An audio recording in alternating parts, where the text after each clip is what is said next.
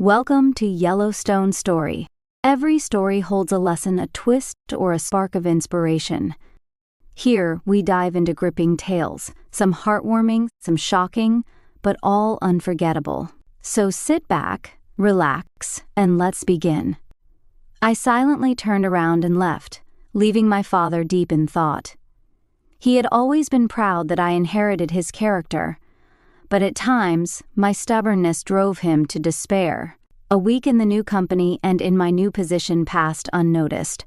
No one asked unnecessary questions. Everyone was busy with their own tasks. That suited me just fine. I had only seen the boss a few times. He was deeply immersed in work and paid no attention to me. I already knew that he was young, his father had fallen ill, and he had to take over the company. Colleagues spoke well of him, saying that he didn't understand everything yet, but he wasn't afraid to ask for advice and was eager to learn. I was finishing mopping the floor in the office when the door suddenly opened. Glancing at the clock out of habit, I noted it was 8:30. Someone was staying late. It turned out to be my boss, Liam.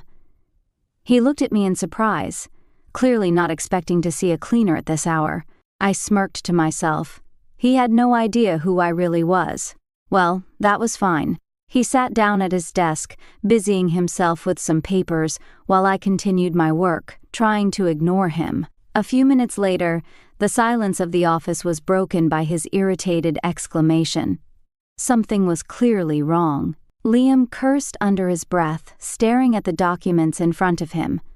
Whatever it was obviously frustrating him. I glanced at the papers briefly while dusting. Without charts, it was hard to tell if everything was going as it should. Liam noticed my glance and smirked. "Do you understand any of this?" His tone was mocking. I shrugged. A little. His smile widened, but there was condescension in it. I've never seen a cleaner who could help a manager. Annoyance flickered inside me. So, if someone worked as a cleaner, they had to be stupid? Liam was clearly amused, continuing in the same tone. "Well, I just don't think any normal, let alone educated person would choose this job. Oh, if only he knew." Deep down, I had asked myself more than once why I had chosen this job, but my stubbornness always won.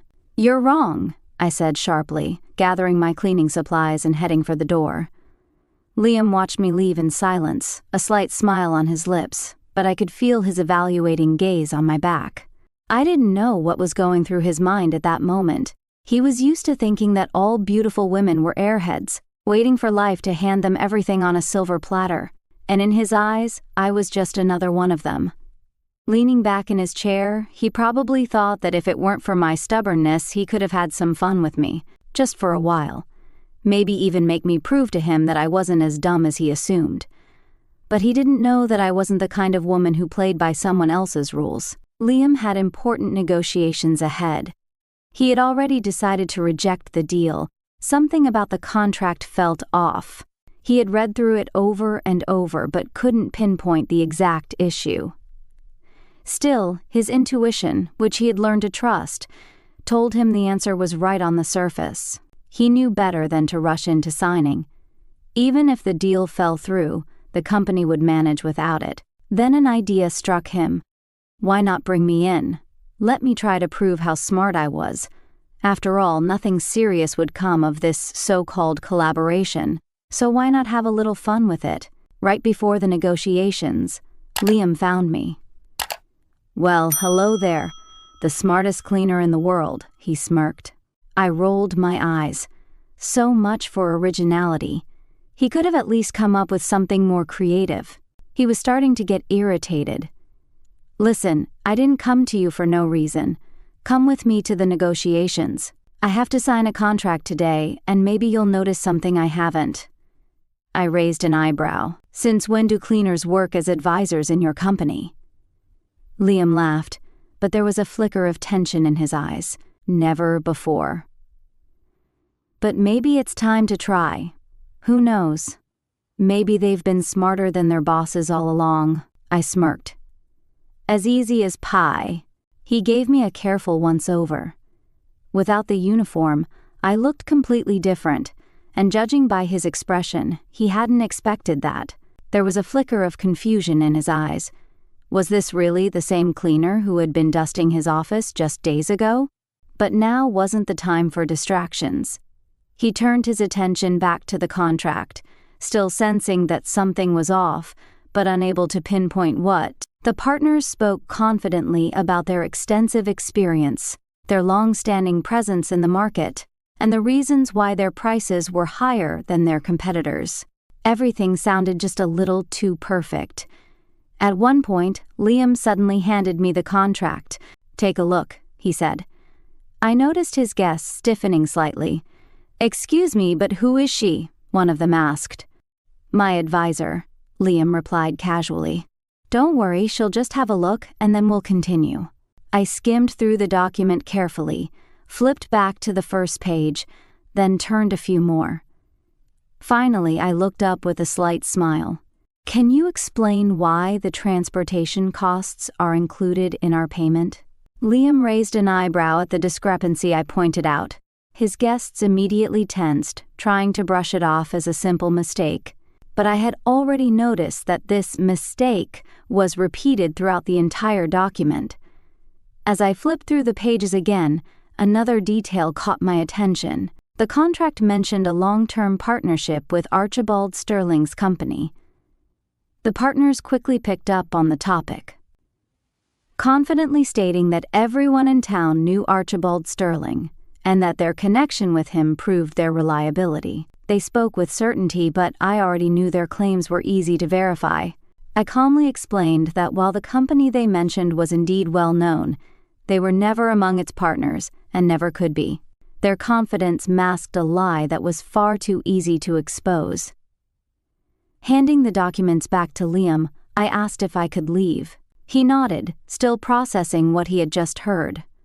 Only now did he realize the problem. He had been searching too deep when the answer had been right in front of him. As soon as the negotiations ended, Liam rushed out of the office. The farewell with his guests was tense, but his mind was already elsewhere. He wanted to find me, to talk. His previous desire hadn't disappeared, but it had changed. Now he wanted more than just proving his superiority. He wanted to understand who I really was. I had just stepped out of the building when Liam, ignoring the surprised looks of his employees, rushed after me. Turning the corner, he suddenly stopped in his tracks as he saw me getting into my car. He hadn't expected my car to be just as good as his. That threw him off, but also fueled his curiosity even more. I could see him staring at me, trying to piece everything together. None of it made sense to him. He had no idea who I really was. With a sigh, I stepped out of the car. He wanted answers, but I had no intention of explaining. This was just a temporary job for me, nothing more than a month-long arrangement. But Liam didn't seem ready to let me go so easily. He smiled and casually suggested meeting at a cafe nearby. Archibald Sterling looked at me, his daughter, with a sense of disbelief, as if he couldn't comprehend what he was seeing. I stood in front of the mirror in a wedding dress, and he was still trying to process how I had grown up so quickly. I laughed and hugged him, but his eyes held more than just pride. There was a hint of sadness, too. It was hard for him to accept that I was stepping into a new life. He sighed, returning to the question that had been on his mind for so long.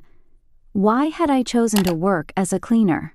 We could have lived together, and everything would have remained the same. I smiled, looking at my father's reflection in the mirror. He was worried, but I knew everything would be just fine. "Don't worry, Dad, I can handle both Liam and you," I said with a grin. Arguments had always been a part of our family, and I couldn't imagine life without them. My father chuckled, shaking his head. His eyes were filled with love, but also a hint of sympathy.